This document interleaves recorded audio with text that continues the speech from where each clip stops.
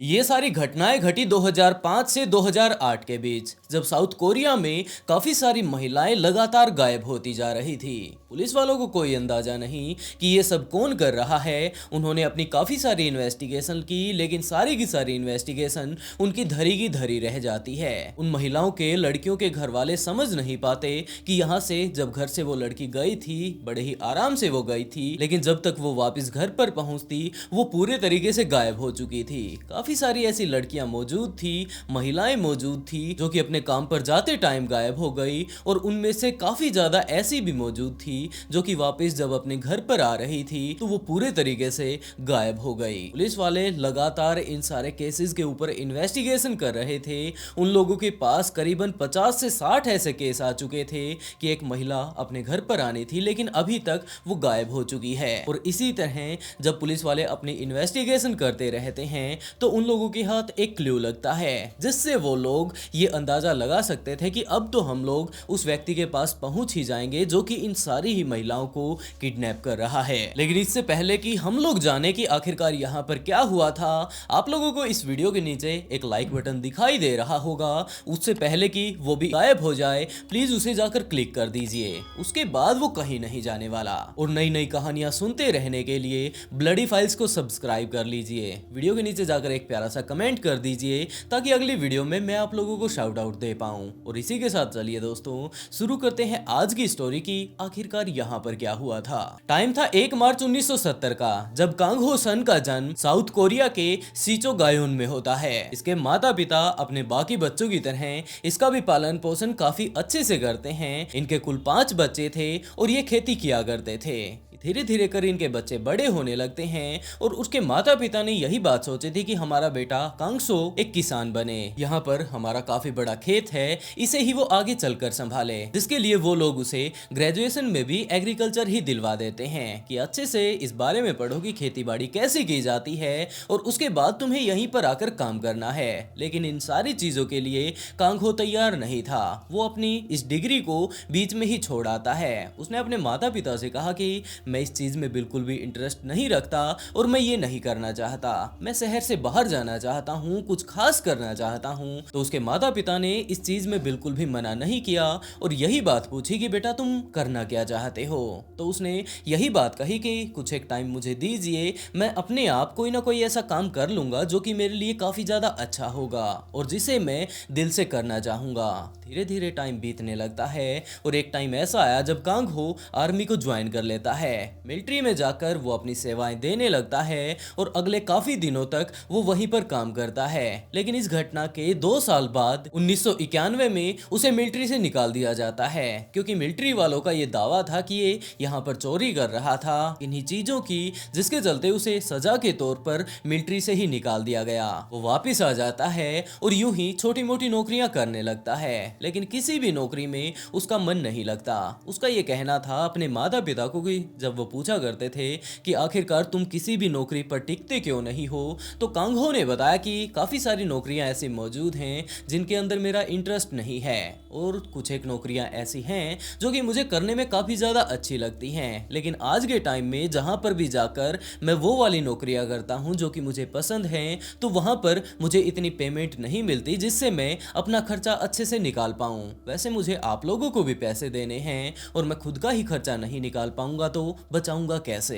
जिसके चलते वो लगातार आगे से आगे नई नई नौकरियां पकड़ता रहता है और उन्हें छोड़ता रहता है। लेकिन 2-3 साल बाद वो एक ट्रक ड्राइवर के रूप में काम करने लगता है और उसे ये नौकरी थोड़ी ठीक ठाक लगी। वैसे तो ये इसकी मनपसंद नहीं थी, लेकिन यहाँ पर जितना पैसा उसे मिल रहा था वो उससे अपनी जिंदगी को बड़े ही आराम से बिता पा रहा था। इसी टाइम जब वो ट्रक ड्राइवर बना हुआ था, उसकी मुलाकात एक लड़की से होती है। लड़की से वो जाकर कुछ एक देर तक बातें करता है, कुछ एक दिनों तक वो यूं ही साथ में घूमते हैं और जब उन लोगों को ये बात लगने लगी कि हाँ ये दोनों ही एक दूसरे के लिए परफेक्ट हैं, तो उन दोनों ने शादी कर ली। कुछ एक दिनों बाद ही उनके घर पर एक लड़का हुआ। कुछ टाइम और बीतने के बाद उनके घर पर दूसरा लड़का होता है, लेकिन जैसे जैसे इनके घर पर ये 2 बच्चे आए, इनका खुद का भी खर्चा अब घर पर बढ़ने लगा था, तो पैसे की थोड़ी तंगी आने लगी। और पैसे की जब तंगी आई तो इन पति पत्नियों के बीच अक्सर लड़ाई रहा करती थी। ये दोनों ही इनडायरेक्टली एक दूसरे से लड़ाई किया करते थे और इस लड़ाई से तंग आकर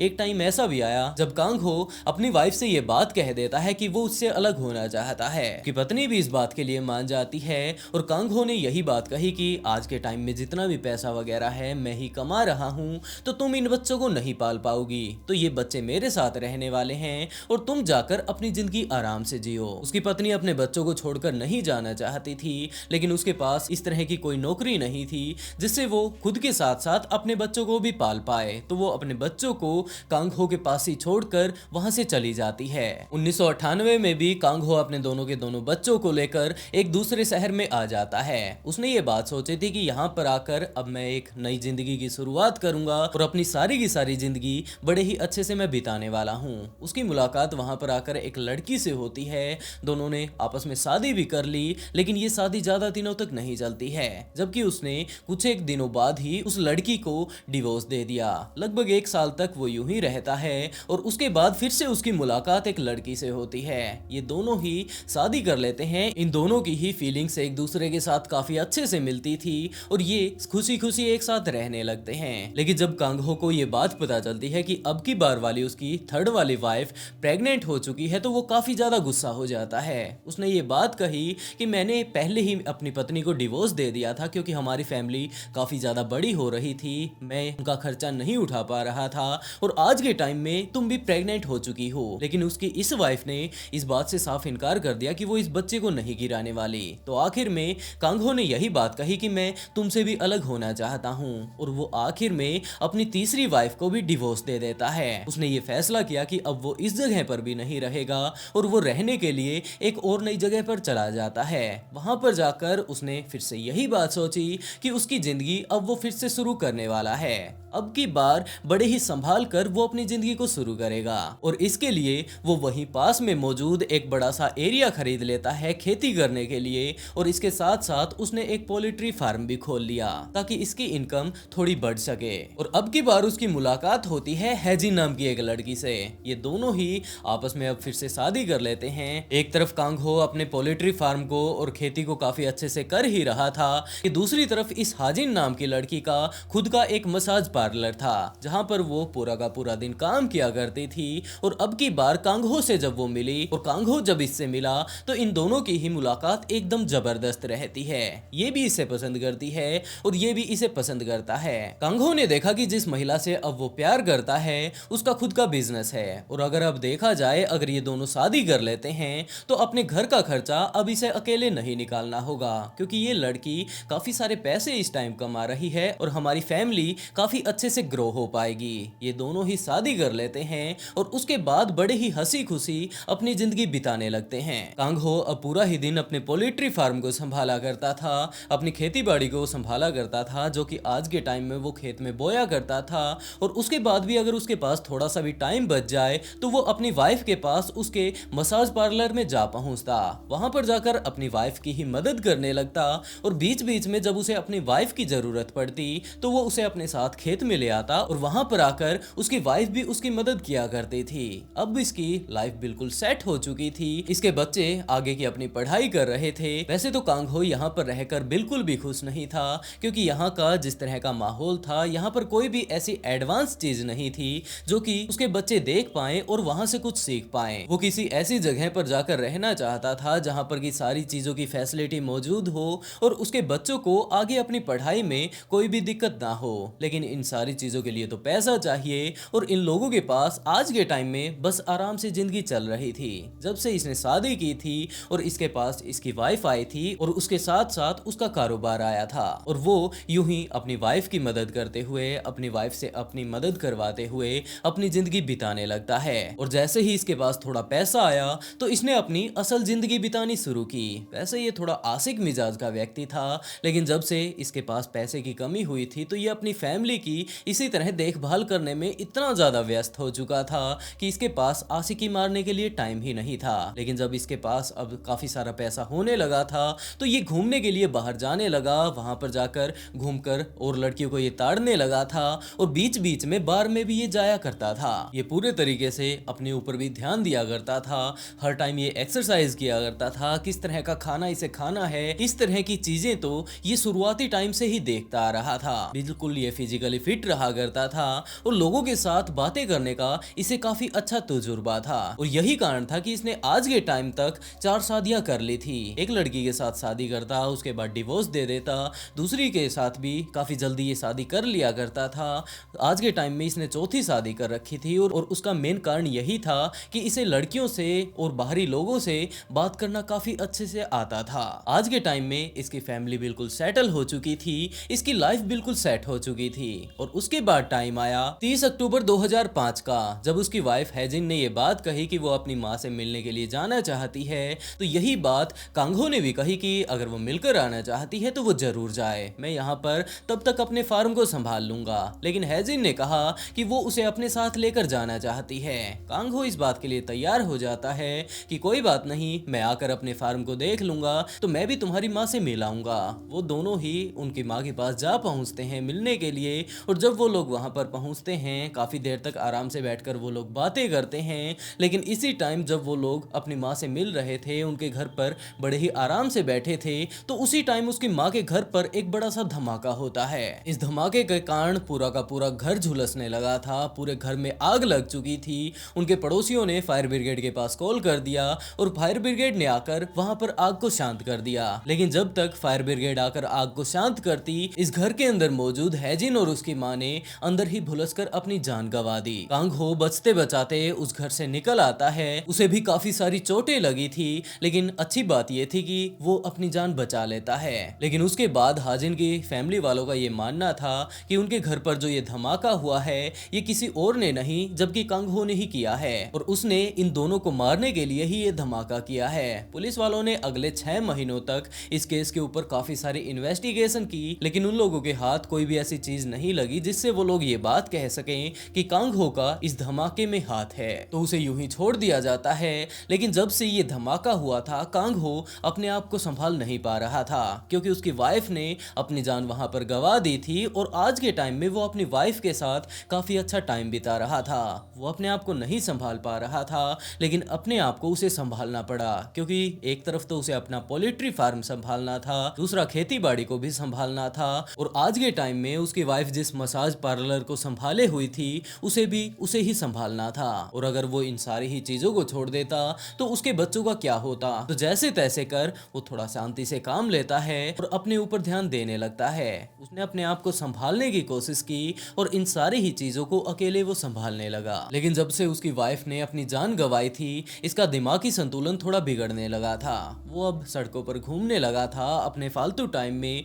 और सड़कों पर घूमते टाइम रोडों के ऊपर जो भी उसे फालतू कुत्ते बिल्ली वगैरह मिला करते थे वो उन्हें अपने साथ अपने घर पर ले आया करता था, उनका ध्यान रखने के लिए नहीं। जबकि काफी बार जब वो उन्हें अपने घर पर लेकर आता तो 1-2 दिनों बाद वो उन्हें बड़े ही बेरहमी से मार दिया करता था और वो अपना गुस्सा जो कि उसने अपनी वाइफ को गवाया था वो सारा का सारा गुस्सा इन कुत्तों के ऊपर उतारता था, इन्हें मार डालता था और कभी कभार तो कहा यह भी जाता है कि वो उनको मार कर भूनकर उन्हें खा भी लिया करता था। यूं ही उसकी जिंदगी चल रही थी। लेकिन जैसे जैसे टाइम बीतता है तो इसका ये दिमागी संतुलन और ज्यादा बिगड़ने लगता है और उसके बाद जब टाइम 7 सितंबर 2006 का आया तो वो अपनी गाड़ी लेकर अपने फार्म की तरफ वापस आ रहा था। रात का टाइम हो चुका था और उसने देखा कि एक महिला लिफ्ट मांग रही है। उसने यही सोचा कि मैं अपने घर की तरफ जा रहा हूं तो इसे भी रास्ते में छोड़ता जाऊंगा। वो उसे अपने साथ गाड़ी में बैठा लेता है और यूं ही आगे जब वो लोग बढ़ते हैं अपने घर जाने के लिए तो रास्ते में इसी तरह बातें करते करते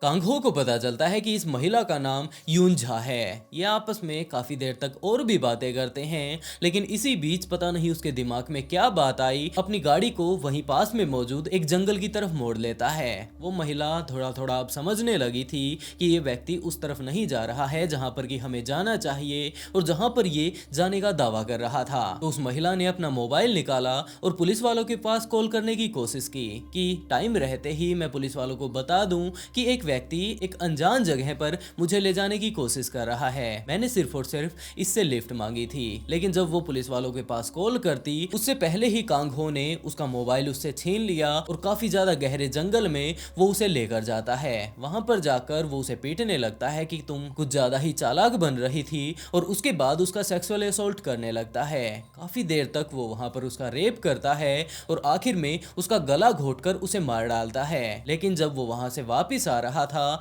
तो वो वापस मुड़कर उस लाश के पास जाता है, उस डेड बॉडी के पास जाता है और उसकी सारी की सारी उंगलियों को काटकर उसने ठिकाने लगा दिया। और इसके अलावा वहां पर एक बड़ा सा गड्ढा खोदकर उस महिला की डेड बॉडी को उस गड्ढे में दफना दिया। और उसके बाद वो बड़े ही आराम से वापस अपने घर पर आता है, मानो उसने कुछ ऐसा किया ही ना हो जिससे उसे घबराना चाहिए। और अगले काफी दिनों तक वो सिर्फ और सिर्फ घर पर आराम से बैठकर ये चीज देखता है कि पुलिस वाले क्या कर रहे हैं, मीडिया क्या कर रही है और जो ये महिला गायब हुई है उसके घर वाले क्या कर रहे हैं। वो आराम से बैठकर ये सारी चीजें देख रहा था क्योंकि उसे पता था कि अगर वो महिला गलती से पुलिस वालों के हाथ लग भी जाती है तो उसने उसके सारे के सारे चेहरे को बिगाड़ दिया है, इसके अलावा उसके हाथ की उंगलियों को काट दिया है और कभी भी पुलिस वाले इस बात की शिनाख्त नहीं कर पाएंगे कि वो महिला कौन है। वो लगभग अगले 2-3 महीनों तक आराम से बैठकर सिर्फ और सिर्फ एक इसी चीज के ऊपर ध्यान देता है। और जब पुलिस वालों ने आखिर में यही बात कही कि वो महिला मिसिंग है और आज भी उसका केस अनसोल्ड है तो इसके अंदर काफी ज्यादा कॉन्फिडेंस आ जाता है और वो निकल पड़ता है अपने अगले शिकार के लिए। अब वो शिकार के तौर पर ये चीज देखा करता था कि किस लड़की को मैं अपना शिकार बना सकता हूँ जिससे नॉर्मली वो आराम से लेकर भी जा सके और लोगों का उसके ऊपर ध्यान भी ना जाए। तो उसने नॉर्मली यही चीज देखी कि या तो कोई प्रोस्टिट्यूट ही ऐसी हो सकती है या फिर किसी बार में काम करने वाली या फिर मैं यूं ही रोड पर जो लोग लिफ्ट मुझसे मांगते हैं उनका शिकार मैं कर सकता हूँ। जिसके तौर पर अब की बार वो वहीं पास में मौजूद एक शहर में जाता है, वहां पर जाकर एक पब में जाकर शराब वगैरह पीने लग जाता है। और उस टाइम पब्स के ये रूल हुआ करते थे कि उसके अंदर जितनी भी वर्कर काम किया करती थी उन लड़कियों का सिर्फ और सिर्फ एक यही फोकस हुआ करता था कि बार में आने वाले लोगों को बार में ज्यादा से ज्यादा देर तक रोकना है। अगर वो लोग रुकेंगे तो उसके बाद वो लोग शराब खरीदेंगे, काफी सारा और भी खर्चा करेंगे और उससे बार का काफी ज्यादा प्रॉफिट होगा। जिसके लिए वो अब बाहर जाता है, वहां पर जाकर किसी लड़की से मिलता है, लड़की भी उसके पास आती है उसे ज्यादा से ज्यादा देर तक यूं ही बार में रोकने के लिए। और वो तो पहले से ही तैयार था। बार जब तक बंद नहीं हो गया वो वहीं पर बैठा रहता है, थोड़े थोड़े लिटिल पैग भी लगाता रहता है। और उसके बाद जब बार बंद हो रहा था तो उसकी वो सारी की सारी लड़कियां जो कि यहाँ पर काम कर रही थी वो भी घर की तरफ जाने लगती हैं। एक लड़की से वो पहले ही मुलाकात कर चुका था, उसके साथ बैठकर काफी देर तक उसने बातें की थी और उस लड़की का तो यही काम था, वो लड़की भी उसके साथ बैठकर बातें करती है और इसी तरह उन दोनों के बीच मुलाकात हो जाती है। जान पहचान हो चुकी थी और जब वो वापस अपने घर पर जा रहा था तो एक्सीडेंटली दिखाने के तौर पर वो उस लड़की के पास जा पहुंचता है कि अरे तुम भी घर जा रही हो, मैं भी उसी तरफ जा रहा हूँ, तुम मेरे साथ चलो। ये बात बोलकर वो उस लड़की को अपने साथ लेता है और ले जाकर यूं ही जंगल में पहुंच जाता है और उसके साथ यूं ही जंगल में पहुंच जाता है। वहां पर जाने के बाद तो भाई को एक ही काम करना था, सबसे पहले वो उसे सेक्सुअली असॉल्ट करता है और उसके बाद उसे बड़े ही बेरहमी से मारकर उसकी सारी की सारी उंगलियों को काटकर वहीं पर दफना देता है और उसकी उन सारी ही उंगलियों को कहीं और ठिकाने लगा देता है। उसके बाद वापस घर पर आया और अगले 1 महीने तक वो यही बात देखता है कि शहर में पुलिस वाले क्या कर रहे हैं, न्यूज मीडिया वाले क्या कर रहे हैं और किस तरह से पुलिस वाले उस तक पहुंच पाएंगे। हाँ, पुलिस वाले तो उसको कभी पकड़ ही नहीं पाएंगे। यही बातें सोचते हुए आराम से वो बैठकर देखा करता था और यूं ही चलते चलते उसने काफी सारी महिलाएं ऐसी मौजूद थी जिन्हें उस शहर से गायब कर दिया। पुलिस वालों के पास लगातार कंप्लेंट बढ़ती जा रही थी कि जनाब आज वहां से लड़की गायब हो गई, आज वहां से लड़की गायब हो गई, आज उन लोगों ने आकर ये रिपोर्ट किया है और आज कुछ ऐसा चल रहा है। पुलिस वाले भी काफी ज्यादा परेशान थे लेकिन उन लोगों के हाथ कुछ भी नहीं लग रहा था। पुलिस वालों ने आखिर में एक यही बात समझी कि जितनी भी गायब हो रही हैं वो सारी की सारी लड़कियां हैं, इस जगह से गायब हो रही हैं। इस तरह का वो काम किया करती थी और लगातार इन लड़कियों की संख्या बढ़ती जा रही थी। लेकिन अभी भी पुलिस वालों को कोई अंदाजा नहीं था कि ये सारे काम करने वाला व्यक्ति कौन है। और उसके बाद टाइम आया 19 दिसंबर का, जब कागहो दोबारा से अपने शिकार पर निकल पड़ता है और उसकी मुलाकात वहीं बस स्टैंड पर खड़ी एक लड़की से होती है जिसका नाम आथन यंग था। ये एक यूनिवर्सिटी स्टूडेंट थी और यहाँ पर वो अपनी पढ़ाई किया करती थी। वो उसे लिफ्ट देने के बहाने कि अभी तो बस नहीं आई है, हो सकता है काफी ज्यादा देर लग जाए बस को यहाँ पर आने में और तुम अपने घर के लिए लेट हो जाओ, तो कोई बात नहीं, मैं उसी तरफ जा रहा हूँ, तुम मेरे साथ चल सकती हो। आथन यंग उसके साथ जाकर बैठ जाती है और उसके बाद वो टोटली गायब हो गई। किसी को कोई अंदाजा नहीं था कि वो गई तो गई कहाँ पर। लेकिन इस लड़की के माता पिता दूसरे शहर घर में काफ़ी ज़्यादा परेशान हो रहे थे कि हमारी लड़की यूनिवर्सिटी में पढ़ाई किया करती थी, हमसे हर रोज़ बातें किया करती थी, लेकिन पिछले 2 दिनों से वो ना तो किसी मैसेज का रिप्लाई दे रही है और ना ही फ़ोन उठा रही है। और तो और बाद में तो उसे फ़ोन करना था हमारे पास, लेकिन वो अभी तक फ़ोन नहीं कर रही है। उसके परिवार वाले उसकी यूनिवर्सिटी में उसे संभालने के लिए आ पहुंचते हैं और वहां पर आकर उन्होंने पाया कि ये लड़की यहाँ पर 2 दिनों से यूनिवर्सिटी में भी अपनी क्लासेस नहीं लगा रही है, वो अपने रूम पर भी नहीं है जहाँ पर कि उसने रेंट पर रूम लेकर रहा करती थी, वो वहाँ पर भी वो नहीं है। तो उसकी फैमिली वाले पुलिस वालों के पास जा पहुंचते हैं। पुलिस वालों ने पूछा कि पिछले काफ़ी दिनों से शहर से बहुत सारी लड़कियां गायब हो चुकी हैं, लेकिन हमें कोई अंदाजा नहीं कि वो कहां पर गई। तो उसके परिवार वालों ने बताना शुरू किया कि जनाब ये सिर्फ और सिर्फ यूनिवर्सिटी में जाया करती थी, उसके बाद वहां से बस पकड़ती, उसके बाद अपने यहाँ पर रूम पर आ जाया करती थी जहां पर ये रहा करती थी। तो हो सकता है वो वहीं से गायब हुई हो जहां से कि वो बस पकड़ती थी। तो पुलिस वाले वहां पर जा पहुंचते हैं उसी बस स्टैंड पर, और उन लोगों ने वहां पर जाकर देखा कि यहाँ पर एक सीसीटीवी कैमरा लगा हुआ है। और उन लोगों ने जब पिछले 2 दिनों की सीसीटीवी रिकॉर्डिंग को निकाला तो वहां पर उन लोगों को वो लड़की मिल जाती है, और वो लड़की एक गाड़ी में बैठ रही थी। पुलिस वालों ने उस गाड़ी का नंबर निकाला और उस व्यक्ति के पास जा पहुंचे। लेकिन दूसरी तरफ पुलिस वाले जब इस केस के ऊपर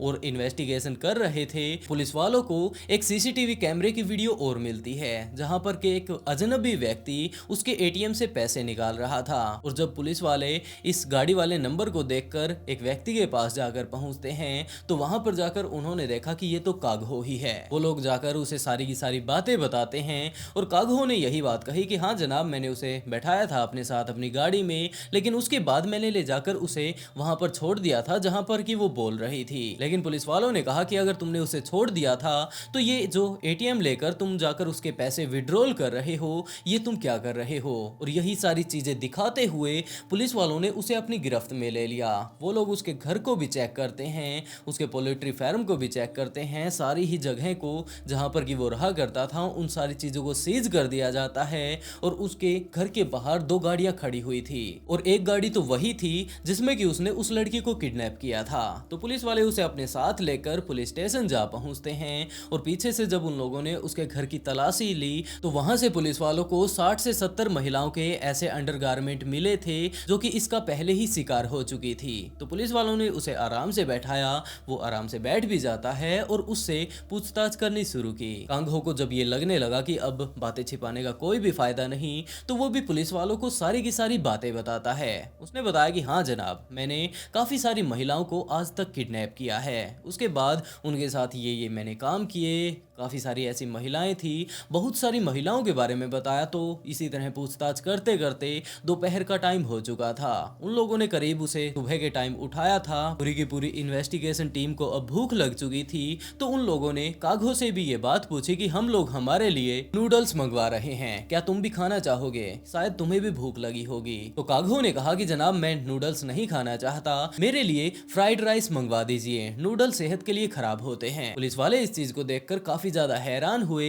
कि हम लोग इसे पकड़कर यहाँ पर लेकर आए हैं, इसे पुलिस वालों से घबराना चाहिए क्योंकि कारनामे ही इसने कुछ इस तरह के किए हैं। लेकिन आज के टाइम में भी ये तो अपनी सेहत की तरफ देख रहा है, खैर इसके अपने शौक होंगे। यही बात करते हुए वो लोग उससे आगे इस बारे में जानने लगते हैं। बाद में कागहो उन सारी जगहों के ऊपर पुलिस वालों को लेकर जाता है कि जनाब एक बॉडी यहाँ पर भी है, एक यहाँ पर भी है, और उन सारी ही जगहों पर जाकर उसने ये बात भी बताई कि यहाँ पर मैंने कुछ एक इस तरह से इन लोगों की जान ली थी। सारी ही चीजें वो एक्सप्लेन कर रहा था। और जैसे जैसे पुलिस वालों को इस केस में पता चलता है कि ये महिला, इसका भी हमारे पास मिसिंग केस आया था, इसकी डेड बॉडी यहाँ पर मिल चुकी है, पुलिस वालों के पिछले 2 साल से कोल्ड पड़े केस अब सोल्व हो रहे थे। इन सारी ही चीजों को जब अच्छे से छानबीन कर लिया जाता है तो ये बात पता चलती है कि इसने करीबन 20 से 25 महिलाओं को मारा होगा। ये सारी बातें वो लोग कागहो से भी कहते हैं, लेकिन कागहो ने कहा कि जनाब शायद मैंने सारी की सारी जगहों को आप लोगों को नहीं बताया क्योंकि सारी तो मुझे भी याद नहीं है। वैसे इन सारी की सारी महिलाओं का जो नंबर है ये 70 से कहीं ज्यादा होगा। पुलिस वाले इस केस के ऊपर जब काम कर रहे थे तो इसी बीच उन्हें पता चलता है कि एक टाइम में इसकी वाइफ ने अपनी जान गंवा दी थी। बाद में उसके जो इंश्योरेंस के पैसे हैं उन्हें भी जाकर इसी ने क्लेम किया था, तो जरूर इसकी वाइफ को भी इसी ने मारा होगा। जब इसकी वाइफ की मौत हुई थी तो उसकी मौत से जस्ट 10 दिन पहले ही उसका इंश्योरेंस करवाया गया था, तो जरूर इंश्योरेंस के लिए ही इसने उसे मारा होगा। लेकिन काघो ने इस बात से साफ इनकार कर दिया कि जनाब मैंने अपनी पत्नी को नहीं मारा। हाँ, यहाँ पर काफी सारी और महिलाएं थी, उन सारी महिलाओं को मैंने अपना शिकार बनाया था। और इन सारी ही चीजों के बारे में जब पुलिस को अच्छे से पता चल जाता है तो उसे कोर्ट में पेश किया जाता है और उसके इन सारे कारनामों को देखते हुए उसे मौत की सजा सुनाई जाती है। लेकिन उस टाइम साउथ कोरिया में मौत की सजा को बंद कर रखा था, जिसके चलते इसकी मौत की सजा को लाइफ इन प्रिजन में बदल दिया जाता है, जहां पर ये कभी भी पैरोल पर बाहर नहीं आ पाएगा। लेकिन सवाल अभी भी यही सामने आता है कि आखिरकार उसने ये सब क्यों किया, लेकिन इसके बारे में अच्छे से उसने भी कभी नहीं बताया। वैसे दोस्तों, आप लोग इस केस के बारे में क्या कहना चाहेंगे, और खास तौर पर काघो के बारे में कि उसने इतने सारे क्राइम कर दिए, वो आखिरकार उसने क्यों किए होंगे? उसका तो बचपना भी काफी अच्छे से गुजर रहा था, तो आखिरकार वो एक सीरियल किलर क्यों बन गया? वैसे दोस्तों, आज के लिए बस इतना ही। आप लोगों को वीडियो कैसी लगी इस बारे में भी कमेंट बॉक्स में जरूर बताइएगा, और इसी तरह की नई नई इंटरेस्टिंग स्टोरी सुनने के लिए वीडियो को लाइक कर चैनल को सब्सक्राइब जरूर कर लें। और इसी के साथ दोस्तों, आज का शाउट आउट नेहा कुमारी को, and write a beautiful comment to get a shout out in next video. बहुत जल्द मिलते हैं एक और नए ट्विस्टेड केस के साथ।